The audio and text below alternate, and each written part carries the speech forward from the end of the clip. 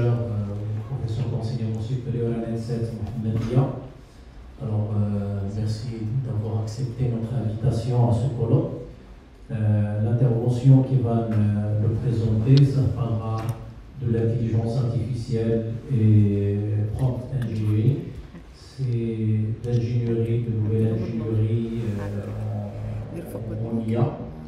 Et le temps que... Test. Je sais pas si ça marche. Ça marche. Okay. Bon, alors c'est comme matin, c'est 40 minutes pour la présentation et une vingtaine de minutes après pour la discussion. Merci encore. Merci beaucoup, professeur Benbouna. Donc, je suis vraiment avec immense plaisir que je viens partager avec vous donc ces moments. Comment on essaie toujours de choisir la meilleure solution. C'est pas bon, je pense que ça marche comme ça. Donc, c'est avec un immense plaisir que je viens partager avec vous donc ces moments scientifiques concernant bien sûr le domaine de l'intelligence artificielle et particulièrement donc les dernières avancées dans le domaine de l'intelligence artificielle générative et également de ce qu'on appelle du prompt engineering. Et donc ça c'est en fait la conférence, comme elle est limitée dans le temps et comme il y a beaucoup de choses à présenter, il y a des démos, il y a en fait plusieurs pistes que j'essaierai d'ouvrir à travers cette conférence. Donc c'est la raison pour laquelle j'ai partagé l'ensemble des supports. Il y a le code source aussi, donc notamment pour les doctorants et les professeurs qui veulent faire, c'est-à-dire travailler dans ce domaine, produire c'est-à-dire des contributions scientifiques à ce niveau-là. Donc voilà le lien là où vous allez trouver les supports et le code. Bon, ça c'est le QR code, donc si vous n'avez pas envie de taper l'adresse. Et puis donc vous avez il y a une playlist que j'avais déjà partagée auparavant, dans laquelle j'avais l'occasion de faire la même conférence en 3 heures. Donc parfois donc, il y a des petits détails. Donc aujourd'hui donc, je n'aurai pas l'occasion de m'arrêter sur tous les détails. Donc je vous invite, donc, si ça vous intéresse, donc, de voir bien sûr cette playlist, donc s'il y a des petits détails. Alors l'intelligence... alors dans le domaine de l'intelligence artificielle, avant de parler de l'intelligence artificielle d'une manière particulièrement liée à générative, il est quasiment, on va dire, inévitable de s'arrêter sur en fait l'écosystème de l'intelligence artificielle, donc juste pour contextualiser donc cette problématique. Donc ça, on le sait depuis très longtemps que l'intelligence artificielle cherche à doter les systèmes informatiques, c'est-à-dire les machines, de capacités intellectuelles qui sont semblables à celles des êtres humains, des animaux. Donc, c'est-à-dire depuis très longtemps, depuis depuis les années 50, que la recherche cherche toujours à trouver des algorithmes qui s'inspirent du comportement humain, du comportement animal, pour pouvoir, on imagine toujours ce qu'on appelle des agents intelligents. Et donc, il y avait beaucoup de recherches qui se fait à ce niveau-là, qui s'est faite. Et puis, il y a l'intelligence artificielle distribuée. Alors, l'intelligence artificielle distribuée, donc il y a 2 composantes principales. D'abord, il y a l'intelligence artificielle qui cherche à modéliser ce qu'on appelle un penseur isolé. C'est le fait de créer un agent isolé qui est capable de résoudre des problèmes bien déterminés. Et puis, il y a le mode distribué dans lequel on essaie d'exploiter l'intelligence collective. Donc forcément, ça on le savait depuis très longtemps que le moyen le plus efficace pour résoudre des problèmes complexes, d'une manière générale, c'est d'utiliser l'intelligence collective exactement comme les êtres humains. C'est cette intelligence collective qui fait que plusieurs intelligences artificielles peuvent collaborer, peuvent échanger pour pouvoir résoudre des problèmes assez complexes. Et puis donc, je rappelle juste que l'intelligence artificielle, donc d'abord c'est une grande discipline. Il y a une partie de l'intelligence artificielle qu'on appelle l'IA symbolique Bon, ça n'a pas très bien décollé, donc il est resté dans le passé. Peut-être il va renaître avec de nouveaux arguments. Ça, c'est quelque chose qui c'est pas forcément la partie la plus importante aujourd'hui dans l'intelligence artificielle. Et puis vous avez quelque chose qui est le plus important, c'est la partie machine learning, qui aujourd'hui la majorité des applications, on va dire industrielles, sont basées sur machine learning. Et que donc depuis 1985 est né le concept de système multi-agent. Alors comment on voyait les applications depuis longtemps, c'est que la meilleure façon pour créer des systèmes complexes, c'est de créer une application sous forme d'un ensemble d'agents. Chaque agent, c'est quoi en fait? C'est une entité autonome qui a un but à atteindre. Donc c'est un agent qui est entraîné pour résoudre un problème bien déterminé, il a un but à atteindre. Et puis, cet agent-là, pour atteindre son but, il a besoin d'utiliser les trois composantes. Donc, il y a trois composantes principales. Il y a d'abord l'environnement. Alors, l'environnement, c'est-à-dire, c'est l'espace dans lequel l'agent va évoluer et dans lequel il va trouver l'ensemble des ressources nécessaires pour pouvoir accomplir sa tâche. C'est la raison pour laquelle aujourd'hui, on a besoin des caméras, on a besoin des capteurs, on a besoin de faire ce qu'on appelle une abstraction de l'environnement. C'est-à-dire, l'agent, il a besoin d'avoir une représentation de l'environnement dans son système. Et puis, il y a la composante interaction, parce que l'agent, il a besoin d'interagir avec d'autres agents. On ne peut pas centraliser, on ne peut pas concentrer toute l'intelligence des applications au sein d'un agent. Souvent, on va utiliser plusieurs intelligences. Il dit que donc l'interaction, donc il y a des techniques qui sont utilisées pour pouvoir, il y a des langages d'échange de messages entre les agents. Et puis il y a l'organisation. Donc l'organisation, c'est-à-dire pour chaque type de problématique, on peut partir sur une organisation hiérarchique dans laquelle vous avez un agent central qui, à la fin, qui va prendre les décisions. On peut partir sur des organisations pyramidales, multidimensionnelles, etc. Donc il existe des organisations. Donc ça, c'était comme ça qu'on voyait les agents. Et ce qui fait... on avait besoin de l'intelligence artificielle. Justement, c'est la composante la plus importante de ces agents. Et que il faut savoir que pour entraîner les agents, il y a en fait deux façons pour entraîner l'intelligence artificielle. On peut entraîner l'IA pilotée par les données ou bien par l'expérience. C'est deux façons de faire. Donc, entraîner des modèles avec des données, ça veut dire quoi? Ça veut dire que c'est ce qui est de plus classique depuis très longtemps.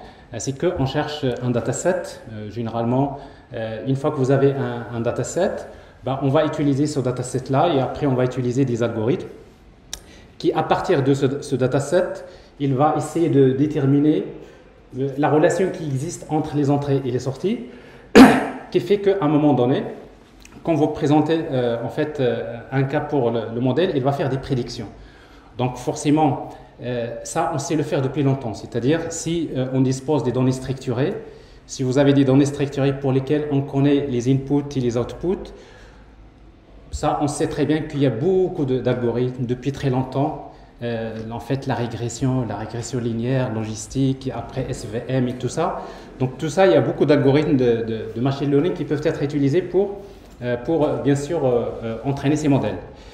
Mais sauf que ce qui a changé, ça, je vais en arriver tout à l'heure, c'est justement les données non structurées.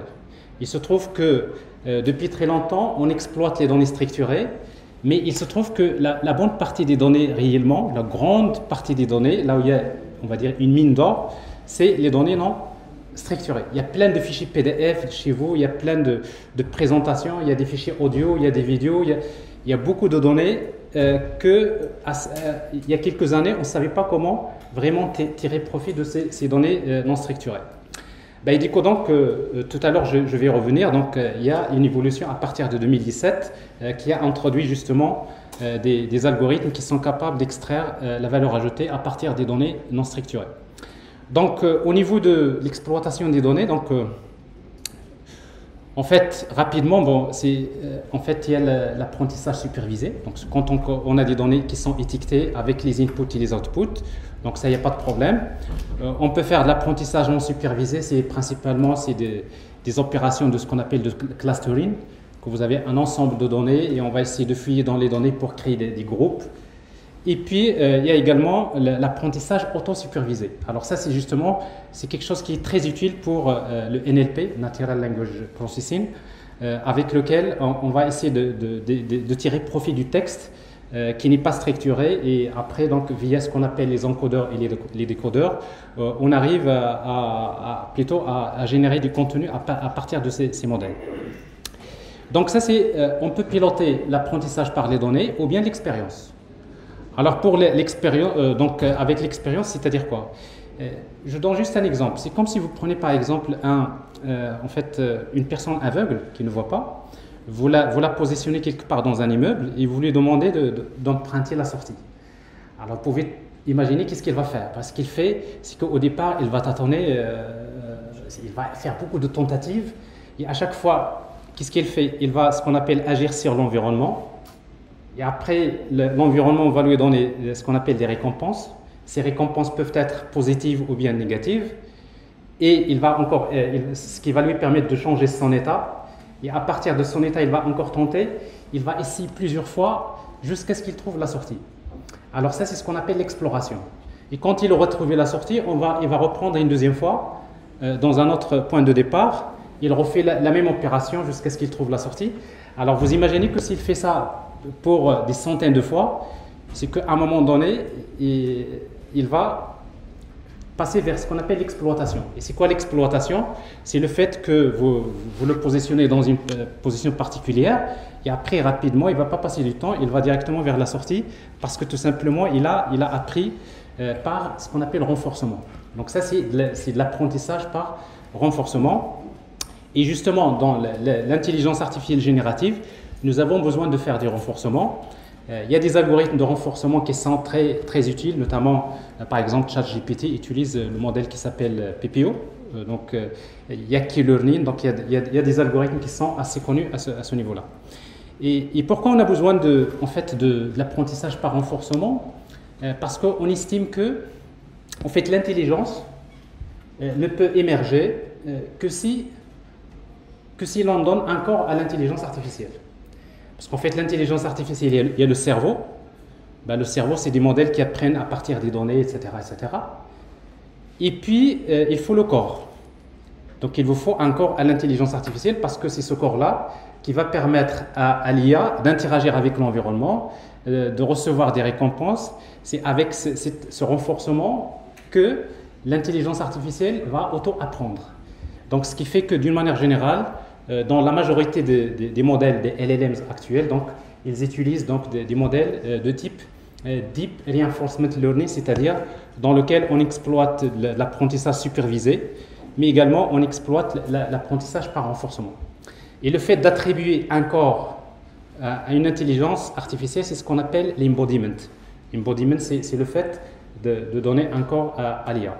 Alors forcément, quand on parle du corps, ce n'est pas forcément un robot. Ça peut être un robot, un vrai corps qui lui permet de se déplacer dans l'environnement, mais ça peut être un ensemble de capteurs, un ensemble d'éléments qui vont utiliser un algorithme d'apprentissage par renforcement qui va permettre à l'agent, bien sûr, d'auto-apprendre.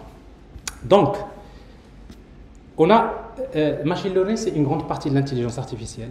Alors, quand on a à traiter des images, quand on a à traiter de la vidéo, généralement, le nombre de données qu'on donne au modèle devient très important. Ben, imaginez une image, c'est beaucoup de millions de pixels. Donc, si vous donnez une image à l'IA, c'est que vous lui donnez en fait beaucoup d'input, c'est beaucoup de pixels. Ben, il dit que donc, quand on a beaucoup d'entrées à donner au modèle, ben, généralement, les modèles classiques ne sont pas suffisants. On a besoin de passer vers ce qu'on appelle le deep learning. Et bien justement, le deep learning, il est basé dans la majorité des cas, sur les réseaux de neurones artificiels, qui est forcément une valeur très importante pour ce domaine-là. Donc, depuis 2012, il y a une grande évolution en deep learning, notamment avec les modèles CNN, RNN, LSTM, GRU. Donc, tout ça, c'est des modèles qui sont consommés dans la littérature, dans la recherche. Et puis, il y a l'IA générative. Donc, j'arrive à ce que je cherche. C'est l'IA générative, en fait, vous voyez, donc, c'est une partie de deep learning. Et dans l'IA générative, donc, je vais la présenter tout à l'heure, on a besoin d'utiliser ce qu'on appelle les LLMs. LLM, c'est Large Language Models. Donc, c'est c'est ce qui en fait fait bouillir un petit peu c'est-à-dire l'IA actuellement. Alors comme vous voyez donc LLM, c'est une petite partie de la grande intelligence artificielle, mais il se trouve que ce petit point-là, c'est là où il y a le concentré de toute la recherche qui a été faite depuis des années sur l'intelligence artificielle. Et du coup, donc, aujourd'hui, c'est la partie la plus importante. Donc, c'est ce qui m'intéresse dans cette présentation. Alors, juste en termes d'état de l'art, donc il faut juste noter que d'abord, l'IA générative, c'est quoi? C'est un type d'intelligence artificielle capable de générer des nouvelles données, comme par exemple le texte, l'image, le son, la musique, etc., à partir d'un ensemble de données qu'il a utilisé pendant l'entraînement. Et donc ça, on le sait, mais il faut juste savoir une chose. Qu'est-ce qui fait qu'aujourd'hui, on vit, on va dire, l'âge d'or de l'intelligence artificielle? Il y a 3 composantes principales. C'est grâce à ces 3 composantes que la recherche a pu en arriver là. D'abord, il y a la puissance des modèles. Donc, je vais revenir à partir de 2017. Il y a des modèles qui sont basés sur ce qu'on appelle les transformers, qui sont venus pour donner un coup d'accélération aux algorithmes. Justement, c'est les modèles comme GPT, comme BERT qui ont été générés. Il y a l'abondance des données. C'est que forcément, c'est-à-dire les données non structurées dans les réseaux sociaux, dans le web, donc il y a une grande quantité de données. Rien qu'en 2022, il y a quasiment 333 billions d'emails qui sont échangés chaque jour. Qu'en dire pour les photos, pour tout ça. Ben, du coup, donc, il y a la data, c'est-à-dire il y a l'abondance, et puis il y a le hardware. Ça, c'est important. Donc, on a besoin des machines plus puissantes, notamment avec le cloud computing. Et surtout, ça, c'est les GPU. En fait, les GPU, on va dire, c'est depuis 2010 que NVIDIA avait en fait bien vu la chose. Pourquoi?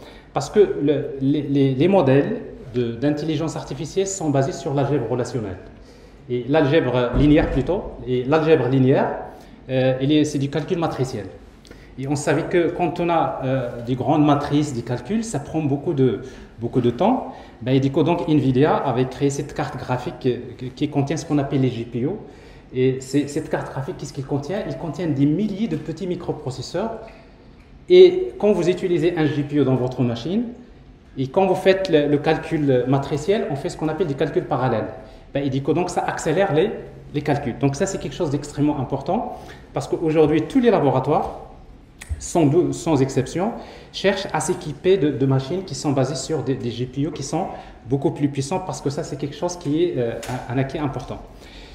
Donc les GPU, les TPU, donc ça c'est des composantes. Alors juste concernant on va dire dans l'état de l'art, bon, l'IA générative avait commencé en 2014 avec les GANs. Les GANs c'est Generative Adversarial Network. C'est connu avec ce site-là. Il y a un site qui s'appelle This Person Does Not Exist. Vous voyez donc ce site-là. Donc si à chaque fois que vous actualisez, donc ça vous génère une photo. Alors en fait, cette photo-là, forcément, c'est-à-dire c'est des personnages qui sont inventés par l'intelligence artificielle, c'est des personnages qui n'existent pas. Donc ça a commencé comme ça. Et puis, en 2017, il y a des auteurs chez Google qui ont publié un article qui est très important, qui s'appelle « Attention is all you need ». Alors, il y a le lien. Alors cet article-là, pour quelqu'un qui travaille dans ce domaine, ça fait partie de l'état de l'art. Et bien donc c'est un article qui montre tout simplement qu'avec ce qu'on appelle le mécanisme d'attention, on arrive à créer des algorithmes qu'on appelle les transformers, qui fait que à partir de mécanismes d'attention, on peut capter beaucoup d'informations à partir des données non structurées, en utilisant ce qu'on appelle les encodeurs et les décodeurs. Alors bien sûr, la conférence d'aujourd'hui, l'objectif, ce n'est pas d'expliquer globalement les transformers parce que ce n'est pas l'objectif, mais donc si vous le souhaitez, donc à la fin des slides, il y a quelques slides qui expliquent en détail ça, et en même temps, il y a quelques vidéos qui expliquent ça. Alors, donc ça c'est un article, donc si vous regardez les auteurs, alors les auteurs c'est chez Google, voilà, la majorité. Mais si vous traquez ces auteurs-là aujourd'hui, vous allez trouver, il y en a ceux qui sont chez Facebook, il y a un autre qui est chez OpenAI, c'est-à-dire 2017, c'est grâce au mécanisme d'attention que les choses vont beaucoup s'accélérer. Et le drame pour Google, peut-être, c'est parce que c'est lui qui a publié cet article-là. Mais après, qui en a profité, c'est OpenAI. Parce qu'OpenAI, il a pris son modèle, il a créé son propre modèle de transformer qui s'appelle GPT. Ça veut dire Generative Pre-trained Transformers. Et après, Google a créé son modèle qui s'appelle BERT, Bidirectional Encoder Representation for Transformers. Et du coup, donc, il y a une course à ce niveau-là. Donc, il se trouve que on a été étonné qu'en 2020, notamment de 2022 déjà, donc avec ChatGPT 3.5, c'est que les gens ils étaient surpris que c'est quoi ce ChatGPT là, il arrive à répondre à beaucoup de choses qui sont impressionnantes. Et bien tout simplement derrière ça, il y a justement ce mécanisme d'attention qui a été à l'origine de, on va dire, c'est une rupture c'est-à-dire dans l'intelligence artificielle. Alors pourquoi c'est une rupture? Parce que vous savez qu'avant 2017, tout ce qu'on savait faire, c'est faire ce qu'on appelle l'intelligence artificielle faible. Et c'est quoi l'intelligence artificielle faible? C'est-à-dire le fait de prendre un algorithme, on va l'entraîner avec un dataset spécialisé dans un domaine, mais une fois qu'il est entraîné, il ne peut faire des prédictions que dans ce domaine. Je ne peux pas, par exemple, entraîner un modèle avec des données médicales, et après, je lui pose des questions dans un autre domaine qui n'a rien à voir avec son domaine. Ça, on ne sait pas le faire. Mais à partir de ces transformers, qu'est-ce qu'on a découvert? On a découvert que grâce à ce mécanisme d'attention, quand on va entraîner un modèle avec des données, avec n'importe quelle donnée, avec un corpus même non structuré, eh bien, qu'est-ce qu'il fait ce modèle? Il capte un ensemble de patterns. À partir des données que vous donnez, il va capter des patterns concernant le domaine sur lequel vous êtes en train de l'entraîner. Mais à travers ces données, il capte également d'autres informations, d'autres patterns qui concernent un autre domaine qui n'a rien à voir avec votre domaine. Donc c'est comme si vous lui donnez par exemple des photos, vous lui dites ça c'est un chien et ça c'est un chat. Ben oui, il a compris que c'est un chien, c'est un chat, mais à partir de la photo du chien, il a également capté beaucoup de patterns qu'il pourra exploiter peut-être dans un domaine qui n'a rien à voir avec ce domaine. Et ça, c'est ce qu'on appelle dark of knowledge. C'est-à-dire, dark of knowledge, c'est-à-dire c'est l'ensemble des informations captées par ces algorithmes d'intelligence artificielle qui ont été captées à partir d'un domaine X. Et l'IA, il peut donner des réponses dans un autre domaine Y. Et ça veut dire que le début de l'intelligence artificielle forte, elle est à partir de là. Et donc, on peut dire qu'à partir de là, l'intelligence artificielle a développé ce qu'on appelle sa capacité métacognitive. Donc, la capacité métacognitive a été développée. Et donc, je rappelle juste que la capacité métacognitive, ça veut dire quoi? C'est la représentation que l'on fait de la connaissance. C'est-à-dire quand on apprend des choses, on en fait une représentation. Et c'est cette représentation que l'on fait de la connaissance qui fait que moi j'ai appris des choses dans un domaine X et quand on me pose des questions dans un domaine Y, j'arrive à répondre. Donc l'être humain, il a cette capacité. Les apprenants d'une manière générale, c'est grâce à cette capacité métacognitive qu'ils essayent d'exploiter donc bien sûr ce qu'ils ont appris dans différents domaines. Et bien c'est comme ça que ça a démarré, donc avec GPT 3.5 qui génère le texte. Pour les images, donc on va utiliser ce qu'on appelle les Vision Transformers donc daily, donc qui génèrent les images. Et puis les choses s'accélèrent, notamment avec GPT-4o, donc ça il faut bien le noter, c'est que depuis quelques jours ou bien quelques semaines, c'est tout récemment, ce que OpenAI a créé, donc a déployé son modèle GPT-4o, qui à cet instant-là, c'est le plus puissant. Pourquoi? Parce que vous devrez juste savoir une chose, c'est que GPT-4, il est très puissant, il donne des réponses. Mais si vous voulez faire de la conversation, par exemple, si vous voulez parler à GPT-4, qu'est-ce qu'on fait? On passe via un pipeline. Vous parlez, on a besoin d'un modèle qui permet de faire la transcription de l'audio to texte, speech to text. Et après, on prend le texte, on le donne au modèle, il nous répond avec du texte. Et après, on fait l'opération inverse, c'est-à-dire on fait text to speech. C'est comme ça qu'on peut parler à l'intelligence artificielle avec GPT-4. Mais avec GPT-4o, c'est un réentraînement en natif. C'est-à-dire il a été réentraîné de façon à ce qu'il puisse, il reçoit directement les données texte, l'audio, l'image, ce que vous voulez. Ben, il dit que donc, quand vous parlez à l'agent GPT-4o, c'est que vous pouvez, donc c'est-à-dire l'audio, il va directement vers le modèle et il donne la réponse en audio. Et du coup, c'est-à-dire on n'a pas ce problème de latence. C'est-à-dire, parce qu'en fait, si vous utilisez ce pipeline avec GPT-4, vous allez avoir un temps de réponse, une latence qui ralentit donc l'interaction. Donc, c'est une grande avancée au niveau de l'IA générative. Et il y a une autre chose qui est très importante, c'est en fait Facebook. Alors, Facebook, comme il travaille aussi dans ce domaine, ben, il a décidé de mettre son modèle LLM Llama, ça s'appelle Llama 3, c'est l'équivalent de GPT-4 en open source. C'est-à-dire que vous n'êtes pas obligé d'utiliser forcément OpenAI, mais si vous voulez utiliser des modèles open source, ben, tout simplement vous avez Llama 3, qui est quelque chose de très utile dans les laboratoires de recherche. En tout cas, donc, je vais faire quelques démos tout à l'heure. Et voilà, donc ça c'est pour vous donner une idée sur globalement l'évolution en termes d'IA générative. Alors, le prompt engineering, ça devient une science. C'est une science qu'il faudrait enseigner partout, à tous les niveaux. Donc, c'est une science qui a été inventée par l'intelligence artificielle. Et du coup, on a besoin de comprendre comment tirer profit de l'IA générative. D'abord, c'est quoi prompt engineering? Un prompt, le terme prompt, c'est quoi? C'est un ensemble d'instructions spécifiques que vous allez envoyer à un LLM, un agent LLM, pour accomplir une tâche. Bon, c'est la question que vous posez au LLM pour vous donner une réponse. Et puis, il y a engineering. Alors, engineering, ça veut dire quoi? Ben, tout simplement, c'est un processus qui consiste à concevoir le prompt. Il faut le concevoir, il faut l'écrire, il faut l'évaluer. Ça, c'est très important parce qu'au niveau des applications, avant de déployer un prompt, il faut lui faire confiance. Et pour faire confiance à un prompt, il faut, scientifiquement parlant, il faut l'évaluer. Il y a des métriques, il y a des choses qui sont utilisées. Et puis, donc, également le déploiement du prompt. C'est-à-dire, une fois que le prompt est évalué, on va le déployer à travers des applications et par la suite, via des interfaces, on peut l'exploiter. Alors, donc, je reviens au prompt. Un prompt est défini par deux parties. Il y a la structure et les paramètres. Alors, la structure du prompt contient trois parties.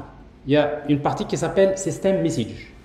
Alors, en fait, c'est quoi System Message? System Message, c'est l'ensemble des instructions qui permettent de poser le problème, d'expliquer notamment la tâche à résoudre. Je donne l'exemple ici, j'ai un exemple ici. Par exemple, System Message, ça peut être ça. Ça peut être par exemple, dans le cadre de l'évaluation de notre offre de formation, notre université a lancé une campagne de collecte des avis des entreprises qui ont accueilli nos futurs lauréats dans des stages de fin d'études. Donc, je contextualise le problème. Et puis, les avis des entreprises se présentent sous forme des emails contenant un texte non structuré. Bon, les entreprises nous donnent des réponses avec du texte non structuré. Alors, ce texte donne un avis sur le niveau des stagiaires, sur différents aspects, à savoir les soft skills par exemple, l'assiduité, les compétences techniques, les compétences scientifiques, capacité d'analyse. Et après, je vais maintenant lui dire, tu es, ou bien vous êtes, tu es un assistant, c'est-à-dire je parle à LLM. Tu es un assistant qui se charge d'extraire à partir de ces avis le sentiment. C'est-à-dire, on voudrait savoir pour chaque on va dire, aspect, est-ce que c'est positif, négatif ou bien neutre. Et je voudrais un résultat en format JSON pour avoir des données qui sont structurées. Et ce résultat-là devrait contenir le nombre de stagiaires reçus par l'entreprise, les aspects qui ont été captés à partir de ce texte, et puis la polarité. La polarité, c'est-à-dire est-ce que c'est positif ou bien négatif. Et il y a aussi le score, donc c'est-à-dire le score de chaque aspect, et le sentiment général. Bon, ça c'est juste un exemple. Donc ça c'est un système message. Alors, vous voyez donc, ça c'est système message. Ça c'est quelque chose d'important. Quand on déploie des prompts, il faut d'abord que ce système message explique bien le contexte. Quand on pose, on est des enseignants, quand on pose généralement un exercice ou bien un problème pour les apprenants, souvent il faut bien expliquer le contexte. Et puis, la deuxième partie du prompt, c'est ce qu'on appelle few short examples. Alors, few short examples, c'est quoi? Parfois, le système message n'est pas suffisant pour expliquer le problème. Qu'est-ce qu'il faut faire? Parfois, on a besoin d'envoyer dans le prompt, nous avons besoin d'envoyer quelques exemples avec solution. Par exemple, je vais lui dire, par exemple, pour cet exemple-là, voilà la réponse. C'est-à-dire, on a un dataset, quelques exemples avec solution. Il faut les donner dans cette partie-là. Donc, le fait de lui poser une question, et après vous lui dites, voilà, par exemple, pour cet exemple, voilà le résultat, et pour cet exemple, voilà le résultat, c'est que vous lui donnez encore plus de contexte. Et puis, il y a la partie, ce qu'on appelle user input. Alors, dans la partie user input, et bien, tout simplement, c'est là où on va poser les questions utilisateurs. Et dans user input, ça peut être là, par exemple, un exemple c'est-à-dire un exemple d'avis d'une entreprise qui dit bonjour, je vous remercie pour votre démarche. Effectivement, nous avons reçu 5 étudiants de votre école. Nous avons remarqué une grande assiduité chez tous les étudiants. En revanche, nous avons noté une grande faiblesse concernant la manière dans laquelle les stagiaires s'expriment. Les compétences techniques sont également très bonnes. Par contre, la capacité d'analyse est très moyenne chez les stagiaires, etc., etc. Donc, vous voyez, donc ça, c'est user input. Donc, maintenant, c'est comme si je lui dis, à partir de ce message-là, fais-moi, voilà la sortie que j'attends. Alors, si vous posez ce prompt LLM, ben, il va vous dire, voilà, à partir de ce texte, il y a le nombre de stagiaires. J'ai les aspects qui ont été détectés à partir de ce texte. Il y a l'assiduité, les soft skills, les compétences techniques et la capacité d'analyse. Et je vois donc pour chaque aspect, je vois la polarité. Par exemple, positive, négative, positive, neutre.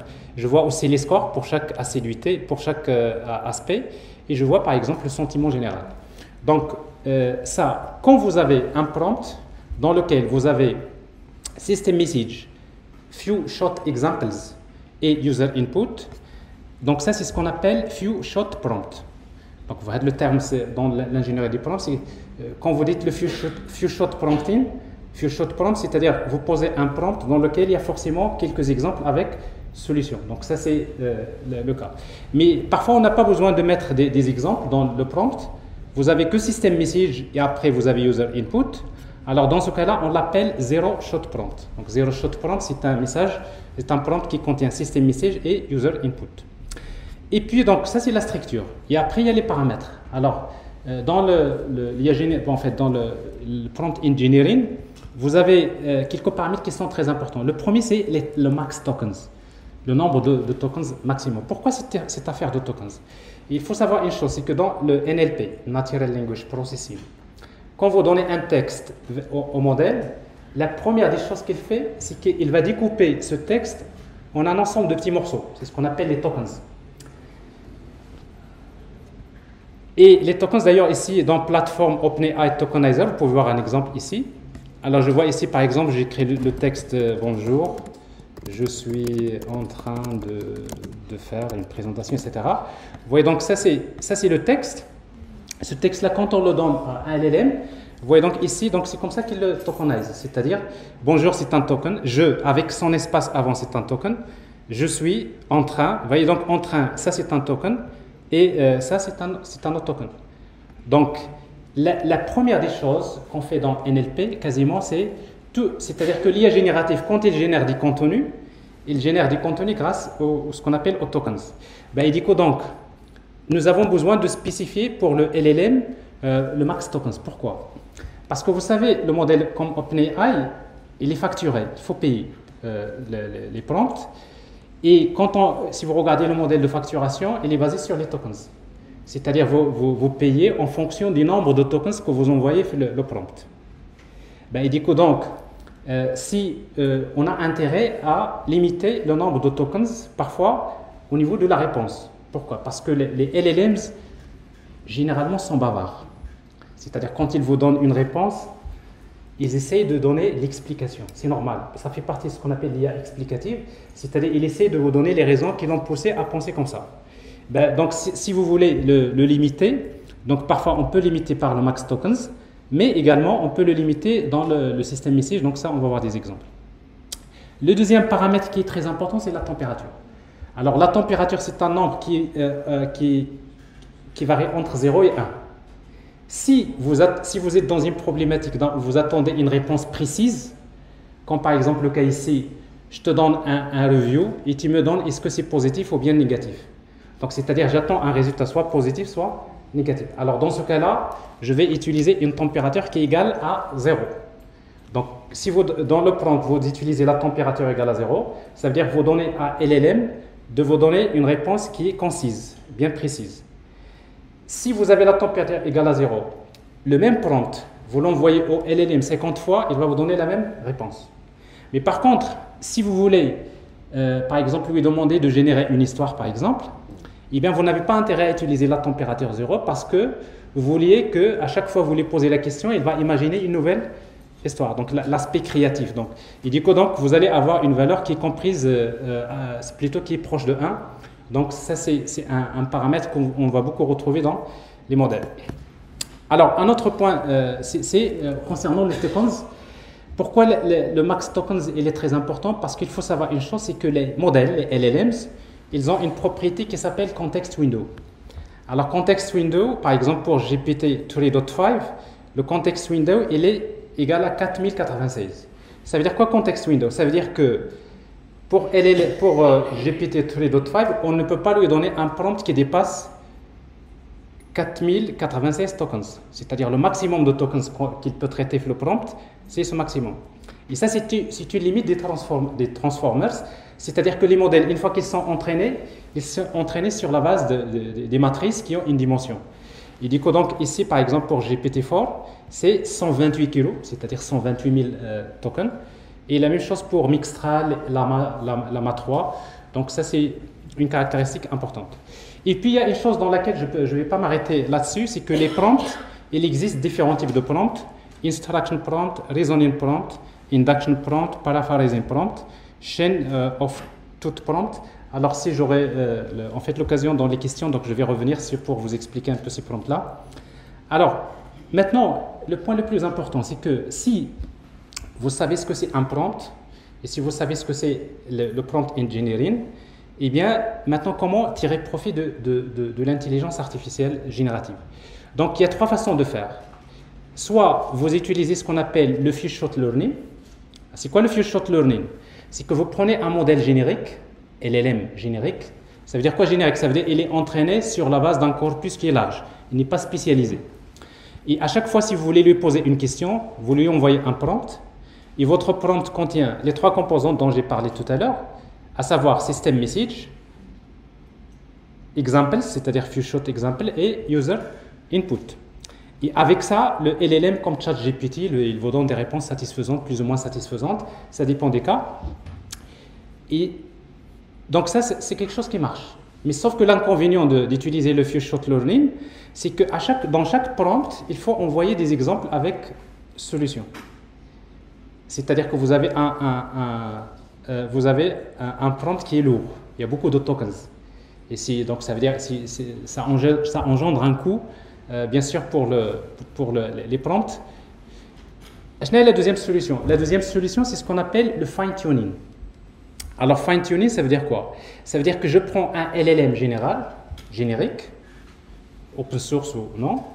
On va lui donner maintenant un dataset spécifique. Maintenant, je suis dans le domaine, je suis un médecin, je voudrais commencer à donner des questions à mon modèle pour faire du diagnostic médical sur des choses qui sont spécialisées.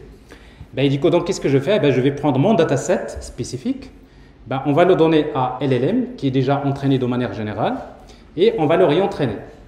Et quand on va le réentraîner, ça va nous donner un LLM spécifique, c'est-à-dire qui va se spécialiser dans un domaine. Et après, si vous voulez tirer profit de ce LLM, ben, vous lui envoyer des prompts.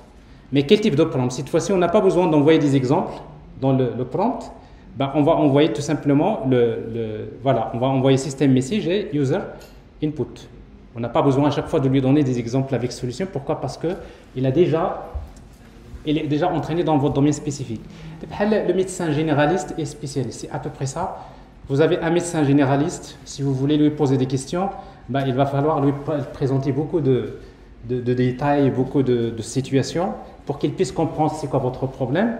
Mais par contre, un médecin spécialiste, c'est tout simplement, c'est d'abord un médecin généraliste qui est entraîné dans un domaine spécifique, et après il va se spécialiser dans ce domaine. Et dans ce cas-là, quand vous posez des questions, bon, c'est assez rapide, donc vous lui posez la question, il va vous donner la réponse. Alors ça, c'est la deuxième solution. La troisième solution, c'est utiliser ce qu'on appelle Retrieval Augmented Generation. Voilà une partie qui est extrêmement importante qu'il faut exploiter. C'est ce qu'on appelle RAG. Alors, vous savez très bien, si vous tentez de poser une question à un LLM, vous lui dites par exemple, je voudrais que tu me donnes les performances de mon entreprise, ton avis sur les performances de mon entreprise entre 2020 et 2023. Il est tout à fait évident qu'il ne pourra pas vous donner parce qu'il ne connaît pas votre entreprise, il ne connaît pas vos données privées.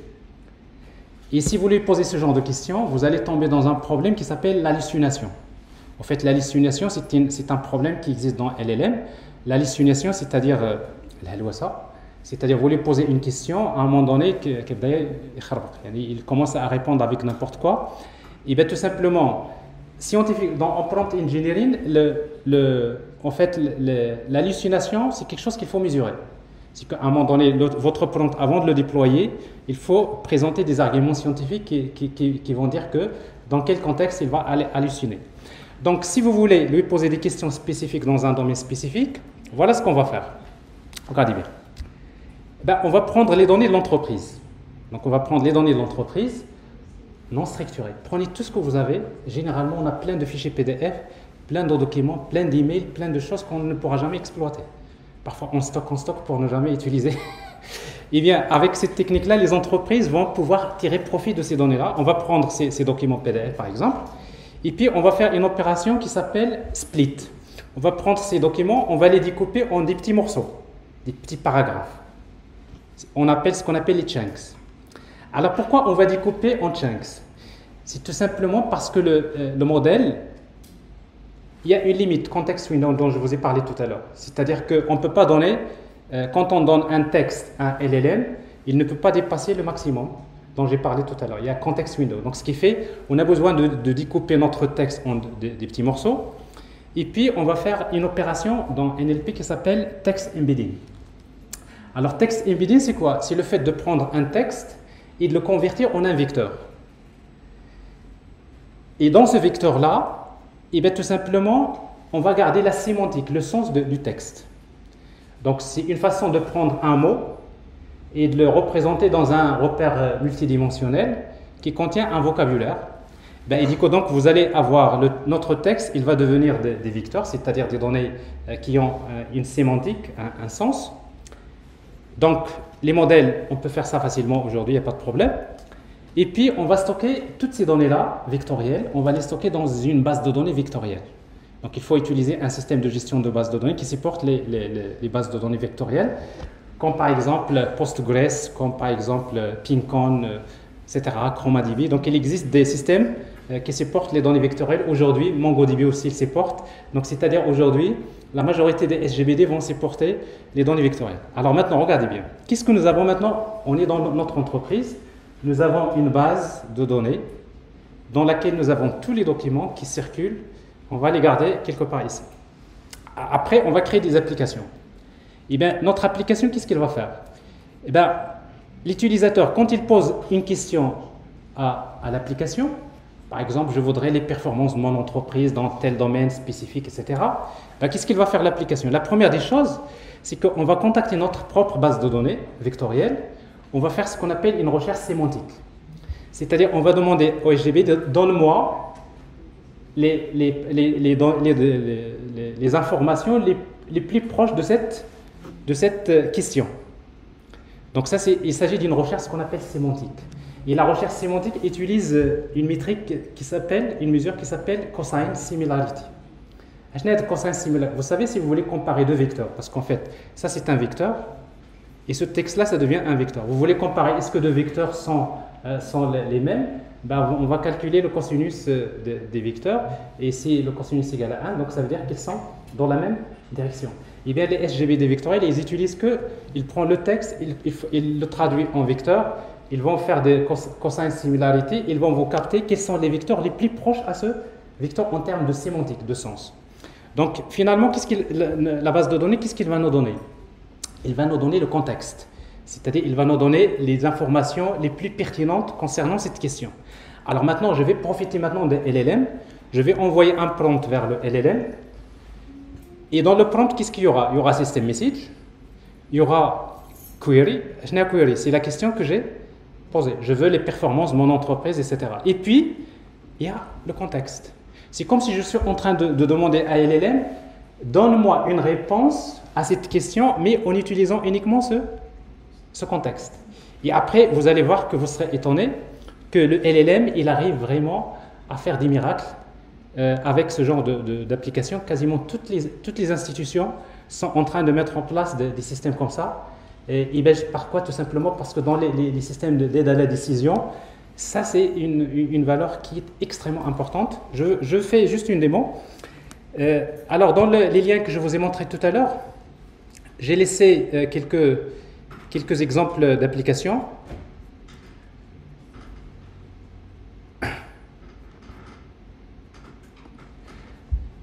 Alors j'ai ici une application écrite en Python, mais ça on peut le faire avec Java, avec tous les langages.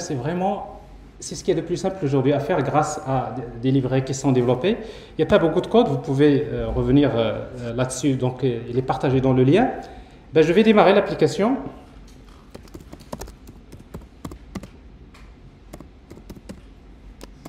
rack.py. Alors, vous voyez, donc ça c'est une application. On n'a pas besoin d'un bac plus 20 ou plus 25 pour...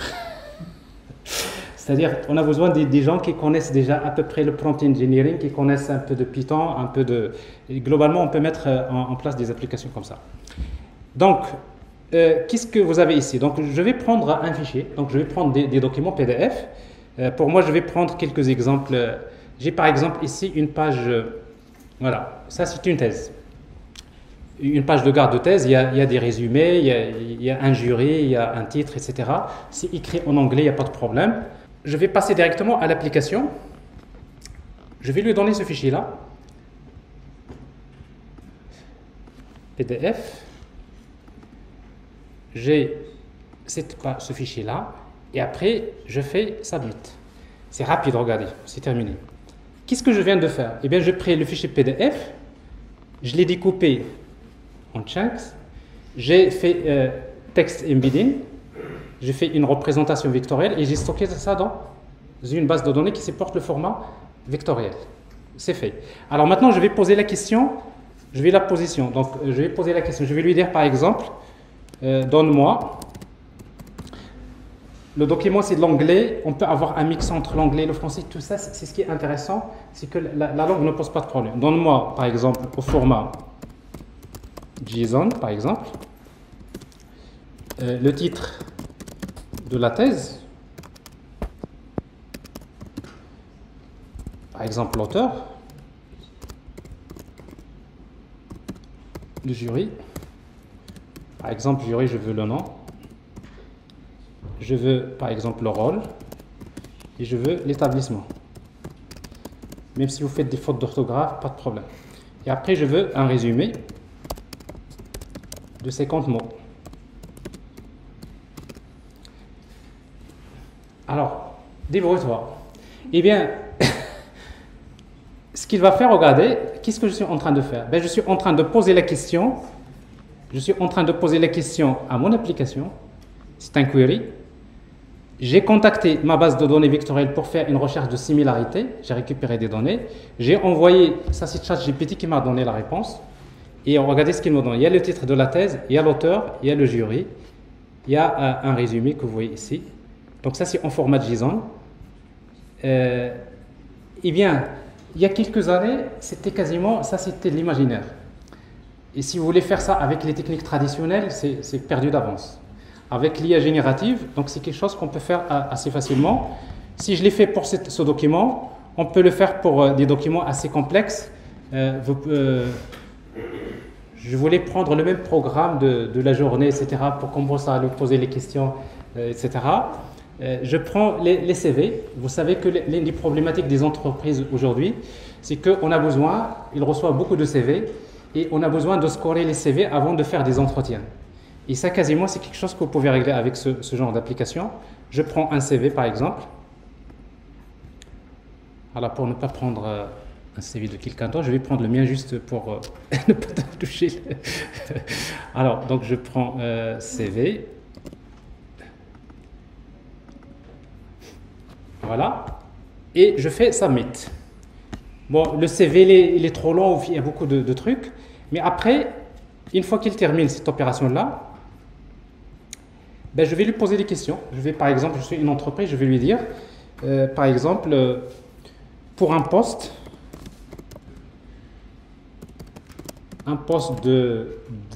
par exemple, développeur Java, donne-moi le score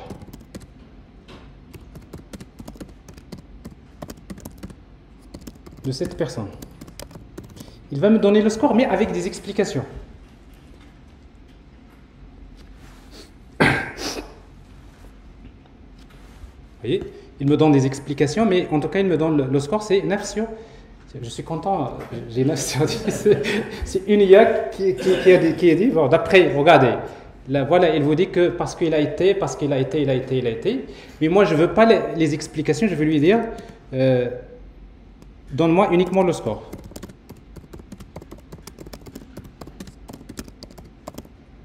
Uniquement le score sans explication.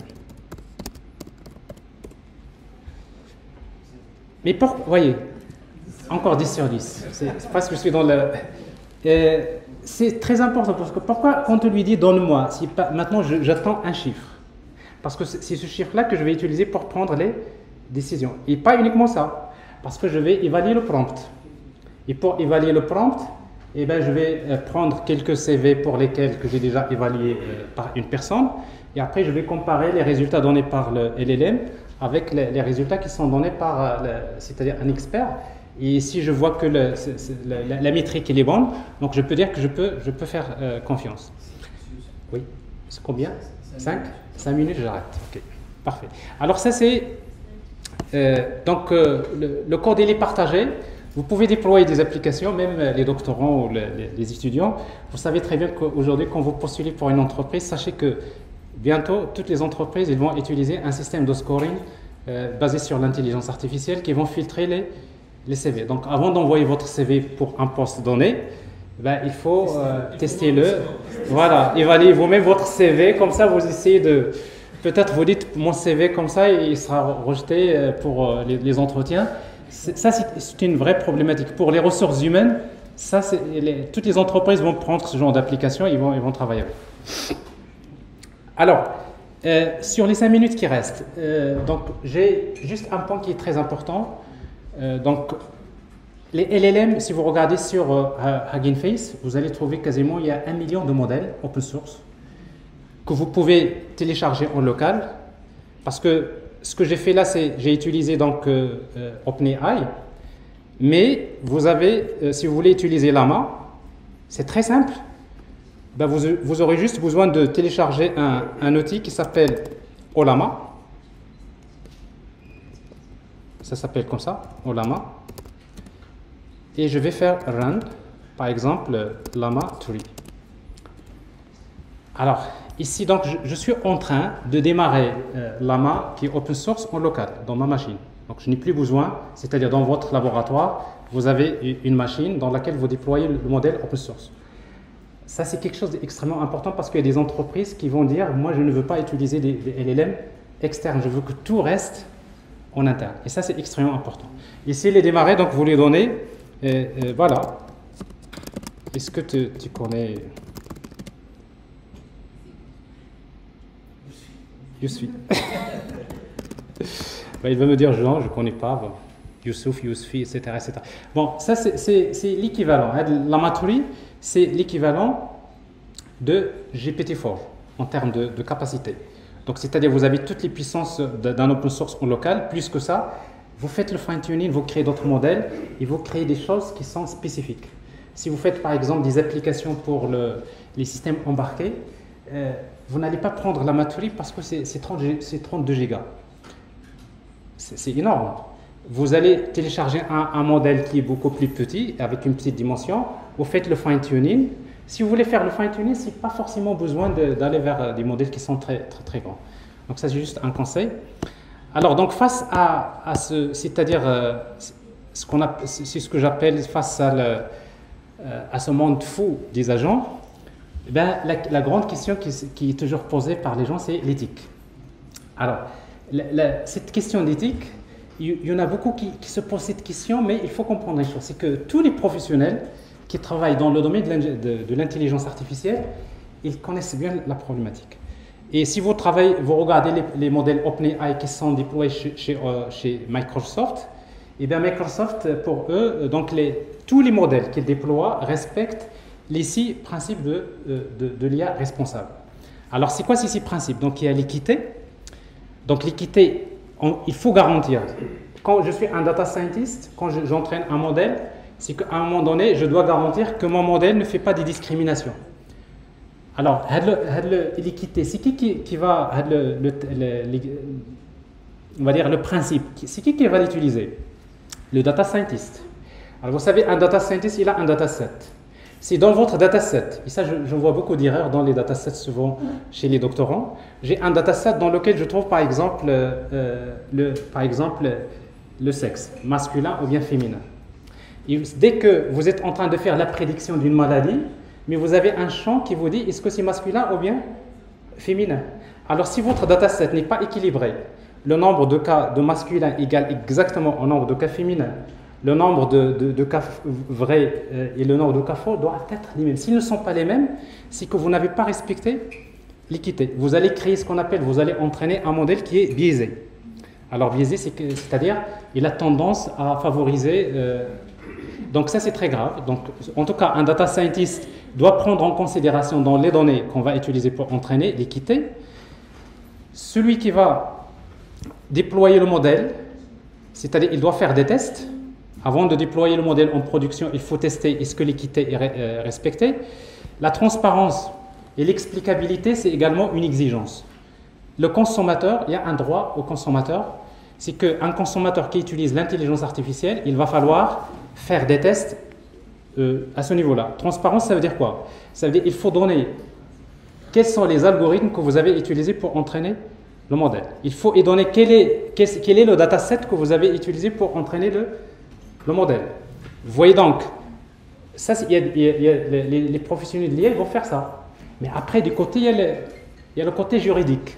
C'est-à-dire les gens qui s'intéressent aux lois. D'ailleurs, c'est la question de tous les pays. Si vous leur posez la question, ils vont commencer à débattre de l'éthique. Il faut poser des lois. Mais quand on va poser des lois, il faut poser une loi concernant l'équité.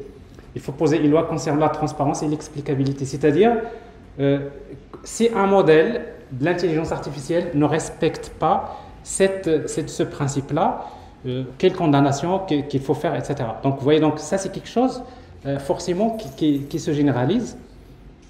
Alors, là, au niveau de la transparence, il y a également le code source. C'est-à-dire que ceux qui déploient des modèles de LLM, c'est que les consommateurs demandent le code source. Alors, si vous avez le code source, vous avez les algorithmes utilisés, et si vous avez les données utilisées pour entraîner, alors ça veut dire que vous dites ça, c'est une IA qui est transparente. La fiabilité et la sécurité, ça c'est un principe, notamment qu'il faut faire un test de fiabilité et sécurité. Je vous donne l'exemple de la voiture autonome. La voiture autonome, elle peut produire des effets néfastes. Parce que tout simplement, une voiture autonome, la voiture autonome, elle est pilotée par quoi? Par un modèle de Deep Reinforcement Learning. C'est ce que j'ai dit tout à l'heure. Deep Learning, c'est des caméras qui vont voir l'environnement, ils vont faire une abstraction de l'environnement. Et après, vous avez un algorithme de Reinforcement Learning qui va piloter, qui va décider ce qu'il va tourner à gauche, à droite. C'est comme ça la voiture autonome est pilotée. Donc, il faudrait faire un test de fiabilité. Et c'est quoi le test de fiabilité? C'est-à-dire, il faut donner un document qui montre que j'ai essayé cette voiture autonome pour des cas de 50 000 cas. Et sur les 50 000 cas, il y a un seul cas qui s'est avéré, qui a échoué. Il faut présenter des preuves. Alors, sauf que parfois, on peut, par exemple, pour une voiture autonome, on ne peut pas faire les tests en centre-ville, n'est-ce pas? On a besoin d'ici, sinon vous allez percuter les gens pour savoir que vous avez des erreurs. Donc, ce qui fait, il y a des simulateurs, c'est-à-dire les environnements de test on a besoin des simulateurs qui lancent beaucoup de... Une fois qu'on fait ce test-là, donc ça passe. La responsabilité, donc ça c'est... Il faudrait que l'IA soit utilisée de manière responsable par tout le monde. La confidentialité, ça c'est une question que les gens ne connaissent pas. C'est que les LLMs, ils sont ce qu'on appelle stateless. Stateless, ça veut dire quoi? Ça veut dire qu'ils n'ont pas d'état. Autrement dit, quand vous posez une question au LLM, il prend votre question, il prend votre texte, il fait le texte embedding, et après il va chercher dans son modèle, il va vous donner la réponse. Mais le contenu que vous avez là, il ne sera utilisé nulle part. Il va utiliser votre prompt pour vous donner une réponse. Une fois qu'il vous donne la réponse, donc votre texte, il n'est pas utilisé. C'est-à-dire, c'est le respect de la confidentialité. Ça, c'est tous les modèles LLM OpenAI, donc ils respectent bien sûr ça. Et puis donc l'inclusivité, donc ça c'est important, c'est l'inclusivité. Il ne faut pas oublier que l'intelligence artificielle, elle est faite pour tout le monde, pour les gens normaux, pour les handicapés, pour les malvoyants. Donc il dit que donc, quand aujourd'hui donc ChatGPT 4o, ils sont en train de tester justement comment guider les gens qui sont aveugles grâce à ces modèles. C'est un peu ça l'inclusivité, c'est-à-dire grâce à l'IA, donc il faut être sûr qu'on n'a pas laissé de côté, c'est-à-dire des personnes qui ne vont pas profiter de l'IA. Mais en tout cas, donc je pense que si vous nous voyez, il est en train de changer de position. Alors juste une petite minute. Donc j'ai laissé quelques exemples, bon, pour les gens qui vont écrire du code, notamment quelques exemples comment tester les LLM. Pour le cas des images, ça c'est important parce que le modèle GPT-4o, c'est un modèle multimodal. Ça veut dire quoi? Ça veut dire que ça m'arrive de prendre des photos pour mes étudiants à la fin de la séance parce que je n'ai pas le temps parfois de faire l'absence. Et j'avais toujours rêvé d'une application, je lui donne la photo, il va me donner l'absence.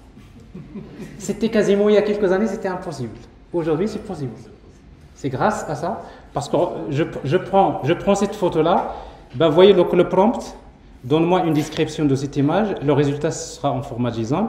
Je veux qu'il contienne la description de l'image, le nombre de personnes, le nombre de filles, le nombre de garçons. Ben, je lui donne ça, et ben, il me donne, voilà, le nombre de personnes, le nombre de filles, le nombre de garçons. Et après, si j'approfondis un peu mon prompt, je vais avoir, c'est-à-dire la description des images, c'est quelque chose d'incroyable.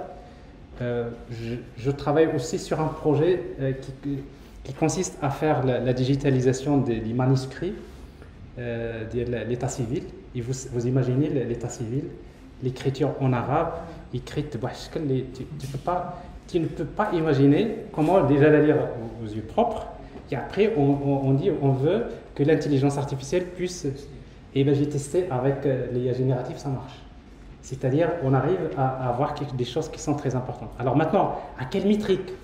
Parce que la question qu'il faut toujours poser, quand est-ce que je peux faire confiance à une intelligence artificielle? Ça dépend des domaines. Par exemple, dans le domaine médical, par exemple dans le secteur bancaire. Dans le secteur bancaire, on avait affaire à des applications. Ben c'est clair, si le modèle n'a pas donné 99,99, etc., ils ne vont pas le prendre. Parce qu'on ne peut pas se permettre de se tromper dans l'argent. Parce que l'argent, parce que la reconnaissance des montants qui se trouvent dans le chèque, soit que vous savez détecter le vrai montant, soit il faut laisser tomber. Donc il y a des applications où on a besoin d'une valeur de métrique qui est très élevée. Mais dans l'exemple dont je vous ai parlé, c'est que en fait, c'est-à-dire ceux qui sont concernés, ils ont fixé, ils nous ont dit, voilà, c'est à partir de 70%, on prend le modèle. Pourquoi? C'est-à-dire c'est 70%, c'est-à-dire c'est 70% des cas, on arrive à les digitaliser, mais les 30% qui sont échoués, donc on peut les traiter manuellement et ça a accéléré le processus. Donc voilà, donc je pense que je dois me taire. Sinon, bon, il y a des exemples, il y a des chats qui sont très jolis comme ça, donc c'est daily. Générer des tableaux, donc ça c'est très intéressant pour les gens qui font de l'art. Voilà. Et après, donc, il y a des applications sur les systèmes multi-agents. J'ai créé quelques agents, notamment comment faire un diagnostic médical. C'est des choses que vous pouvez trouver dans le code source et vous allez trouver des démos. Et ça, aujourd'hui, il y a en fait les diagnostics médicaux via des assistants. c'est quelque chose qui est très courtisé. Et grâce à des nouvelles générations de frameworks multi-agents qui s'appellent Crue AI, pour exemple. J'ai testé, mais vraiment c'est très simple de mettre en place des systèmes comme ça et avec des résultats qui sont impressionnants. Bon, j'invite en tout cas tout le monde à tester ça vous-même, vous essayez de tirer profit. Voilà, merci pour votre... Bon, c'est toujours comme ça avec M. Lucie. C'est toujours... Quand vous notez des joncteurs, parce que c'est c'est vrai, ce que j'apprécie chez M. Lucie, c'est ce sens de partage. Donc, chaque fois qu'il trouve quelque chose de nouveau, il est toujours là pour partager. Vous voyez là, donc ChatGPT-O, c'est le 13 mai, je pense. Oui. C'est bien, c'est pour la semaine dernière. C'est la semaine dernière. Et déjà, il partage avec nous des expériences faites sur ChatGPT-O. Merci, M. Lucie. Avec plaisir. Avec bon, si vous permettez, c'était la chose qu'il y avait déjà. Merci. Bon, alors pour gagner un peu de temps, parce qu'il nous faut encore, il nous reste encore des séances pour les doctorants. Bon, je vais prendre 3 questions au maximum. 3 questions, et après il va répondre à ces 3 questions. D'accord. Mais sinon, M. Lucie, il est là. Après, vous pouvez le. Je peux pas m'asseoir. Hein. Merci. Alors, premièrement, je prends les 3 steps. Deuxième question, si vous restez comme ça. Troisième question. Bon, alors rapidement, s'il vous plaît, M. Lucie va prendre les questions et après. Alors, tout d'abord, je vous remercie M. Lucie pour cette présentation. Monsieur, donc, vous avez parlé juste de 3 slides, mais c'est quand même très enrichissant. Il y a pas mal d'informations, sincèrement. Alors, j'ai une question à propos de l'utilisation de l'EDM dans la mobilité, parce que l'école travaille sur la mobilité. Et vraiment, j'aimerais bien donc attaquer ce problème, surtout concernant la détection des panneaux dans l'autoroute. Parce que dans l'autoroute, on part vite, donc 120. Et vraiment, est-ce qu'on peut par exemple utiliser ces modèles-là pour faire ce qu'on appelle la reconnaissance des signes. S'il s'agit donc des signes, il s'agit donc d'une distance, il s'agit donc d'une l'entrée de ville, par exemple, dans les panneaux sur. Parce qu'il y a 2 couleurs, je pense, bleu ou bien vert, c'est l'entrée d'une ville. Bleu, ça peut être donc. C'est ça. Ça contient des signes, ou bien donc la limitation des vitesses, ou bien des panneaux de ce qu'on appelle de signalisation. Motilateur. Voilà. Si vous avez une idée, donc ça c'est une question que j'ai. Merci.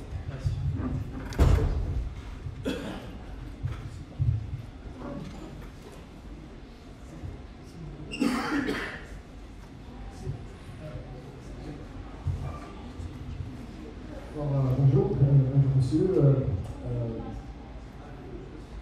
Je voudrais remercier sur la qualité et les informations riches en ce qui concerne l'IA générative. J'ai une simple question en ce qui concerne le prompt engineering. Alors, pour les LLM, comment ils font pour se sécuriser les jailbreaking prompts? Donc, merci. La dernière question. Ça suite. En tout cas, merci énormément pour la présentation. J'ai juste une question par rapport à. J'ai l'impression que l'intelligence artificielle collective, est-ce que c'est le futur ou est-ce que c'est le présent? Parce que mon expérience personnelle, c'est j'ai interagi toujours avec une seule intelligence, un seul système, il n'y a pas de multisystème en fait. Je sais pas, est-ce que vous avez des exemples réels? Est-ce qu'on pourrait avoir peut-être plusieurs LLM qui discutent entre eux pour nous donner une réponse à nous? Est-ce que c'est présent? Est-ce que c'est le futur? Voilà. Merci. Bon, alors je vous remercie tout le monde. Je suis. Merci. Merci beaucoup donc, pour vos questions, c'est vraiment intéressant. Alors pour la première question, donc effectivement, alors pour le cas dans le cas de la mobilité, juste si vraiment votre problématique c'est la reconnaissance c'est-à-dire des signaux de circulation, etc., donc les limitations de vitesse et tout ça, généralement c'est des problèmes qu'on a déjà résolus auparavant avec des problèmes de deep learning classique. On a déjà, je pense, fait une thèse, il y a un thésard qui a travaillé sur ça, et si vous voulez, je peux vous partager un peu ce qui a été déjà fait, c'est-à-dire vous avez des datasets, on va les entraîner, et après on arrive à capter tel signe, est-ce qu'il s'agit d'une limitation, et la preuve c'est que la voiture autonome, elle respecte le code de la route. C'est-à-dire c'est dans la voiture autonome, on ne l'a pas ici, mais il est expérimenté ailleurs, c'est que il voit bien les signaux. Ici, il n'y a pas d'IA générative. Donc, c'est-à-dire avec des modèles LLM spécialisés, plutôt avec des modèles de deep learning CNN, avec bien sûr LSTM pour les séquences temporelles, on arrive à avoir de très bons résultats. Généralement, ça marche. Mais par contre, tellement le problème il est complexe, parce que ce qui est intéressant dans votre question, c'est un peu il faut aller au-delà de ça. C'est que quand c'est-à-dire quand vous prenez des photos, c'est que en fait, vous prenez des photos qui contiennent beaucoup d'informations. C'est-à-dire, il y a la plaque, les petites plaques que vous voyez là, mais en même temps, vous captez beaucoup d'informations. Alors, dans les modèles de deep learning, CNN, le problème c'est quoi? C'est que je me concentre, mon intelligence artificielle va se concentrer uniquement sur les plaques. Mais il ignore complètement beaucoup d'informations qui sont extra pertinentes pour c'est-à-dire pour résoudre d'autres problèmes liés à la mobilité. Donc là oui, là vous pouvez utiliser l'IA générative. Parce que si vous utilisez donc c'est-à-dire l'IA générative, vous allez pouvoir sûrement extraire les informations pertinentes qui vous concernent, mais en même temps, vous allez extraire beaucoup je vais parler tout à l'heure de dark of knowledge. J'ai quelque chose qui est utile. Et après, ce quelque chose que je ne sais pas, que j'ai capté, il va me permettre de me donner des alertes, des choses sur je sais pas, sur des choses qui sont intéressantes. Donc, à mon avis, si vous voulez aujourd'hui s'attaquer à cette problématique, il faut l'avoir dans ce sens. C'est-à-dire, je veux bien détecter, faire les signes de circulation et tout ça, mais en même temps, je voudrais exploiter en fait, les informations, on va dire, en marge pour d'autres problèmes, et ça, c'est intéressant, je pense. Alors, la deuxième question, c'était sur le jailbreak. Effectivement, il faut savoir, en fait, il y a quelques semaines, on a découvert un virus qu'on peut monter dans un prompt. C'est-à-dire, maintenant, c'est ça, encore, c'est pire encore. C'est-à-dire, je pense, si j'ai bien compris ta question, c'est que dans un prompt, via des langages de programmation comme Go, j'ai vu l'autre jour, il y a un article qui a été publié qui parle justement de une possibilité dans un prompt de mettre un virus qui va attaquer le LLM. Et quand il attaque le LLM, c'est-à-dire c'est l'hallucination totale. C'est-à-dire il suffit de changer quelques paramétrages, etc. Donc effectivement, il y a un risque. Alors maintenant, dans la recherche scientifique, bon, ça, on le sait très bien, dans n'importe quelle technologie que vous faites, on cherche toujours des failles de sécurité. Quand il y a des failles de sécurité, il y a des solutions, mais c'est ça la cybersécurité d'une manière générale, je pense. Il y a une évolution à ce niveau-là, mais jusqu'à présent, c'est que l'AI, jusqu'à présent, n'a pas signalé vraiment, on n'a pas vu des cas réels comme ça, mais sur vos modèles open source que vous allez déployer, effectivement, il faut faire attention. Alors la troisième question, c'est pour l'IA distribuée. Effectivement, c'est que l'intelligence artificielle distribuée, c'est quelque chose qui a existé depuis longtemps uniquement dans la recherche scientifique. C'est-à-dire les systèmes multi-agents, depuis 15 ans, 20 ans, je travaillais avec les systèmes multi-agents. on produit, mais quand on arrive vers déployer des applications dans la réalité, qu'est-ce qu'on trouve? Ben, on trouve des agents distribués qui vont communiquer, et comme ces agents-là n'ont pas en fait une vraie intelligence artificielle, ben, ça devient tout simplement ce qu'on appelle des agents, parce que dans les agents, il y a deux types d'agents. Il y a ce qu'on appelle les agents réactifs et les agents cognitifs. Donc, ce qui existe réellement dans les implémentations, c'est les agents réactifs, c'est-à-dire c'est des agents déployés, ils reçoivent une question, ils répondent à d'autres questions. Mais quand on déploie des applications avec des agents réactifs, il y a mieux. Qu'est-ce qu'il y a mieux? Des architectures microservices. Généralement, on peut mettre des systèmes distribués basés sur les microservices, et c'est ce qui marche. Mais maintenant, ça change. Pourquoi ça change? C'est pour cela que je vous dis que ça, c'est justement ça. C'était la dernière partie de ma présentation. C'est que le futur, c'est AI agents. C'est-à-dire que les assistants, les agents, ils seront partout. C'est-à-dire quoi? C'est-à-dire que maintenant, comment on voit un agent? Un agent, bien, tout simplement, c'est un modèle qui, derrière, il y a un LLM. C'est-à-dire quand je crée avec cette génération, parce qu'avant, ce qu'on faisait, c'est qu'on crée des agents et on essaie d'utiliser des algorithmes à entraîner pour le rendre intelligent. C'est dur. Et du coup, donc, mais maintenant, c'est vraiment très simple. C'est que les applications, l'exemple que je vous ai montré tout à l'heure, et c'est que cet exemple-là, c'était un système multi-agent dans lequel j'utilise deux agents. Il y a le premier agent qui va entrer en interactivité avec la personne, il va lui poser des questions pour détecter une insuffisance cardiaque. Donc, j'ai fait une petite démo, donc vous pouvez la voir après. Et avec quelques questions qu'il va inventer lui-même. Mais une fois qu'il termine le diagnostic, eh bien, le résultat le diagnostic, il est transféré vers un autre agent qui va rédiger le rapport médical. Et justement, cet agent qui rédige le rapport médical, il a un prompt qui est spécialisé dans la rédaction d'un rapport médical. Et après, vous allez voir, c'est quelque chose vraiment extraordinaire. C'est-à-dire, si vous concentrez toute l'application sur un seul agent, donc vous allez compliquer le système. Parce qu'un système plus simple, c'est plutôt de le découper en plusieurs agents. Chaque agent, il a un prompt, il est spécialisé pour chercher un but. Et après, mais comme les êtres humains, généralement, les applications c'est plus d'agents qu'un seul agent. Pourquoi vous dites-vous cette question? Parce que vous, en tant que personne, vous posez la question à une seule application. C'est ce qu'on a vu ici. C'est-à-dire, pour le consommateur, il ne voit pas tout ça. Vous voyez que ce qu'on a vu tout à l'heure dans le système RAG, c'est ça. Vous voyez, vous posez la question à l'application, il vous donne la réponse. Mais en back-end, c'est que ça, il va communiquer avec cet agent, il va communiquer avec l'autre agent. C'est-à-dire, c'est ça l'intelligence collective, c'est plus au niveau du back-end. Et pour le consommateur final, pour lui, il y a une seule interface. Mais une seule interface, ça ne veut pas dire un seul agent. Derrière le back-end, il y a plusieurs agents. Voilà, j'espère que je vais répondre à vos questions.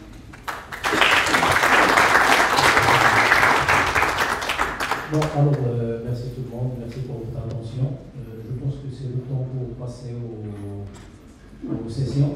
D'accord. C'est toujours les 3 ans. Non, les 2. 2 ans. Cette entrée, on fait le deuxième étage généralisé. Donc, on appelle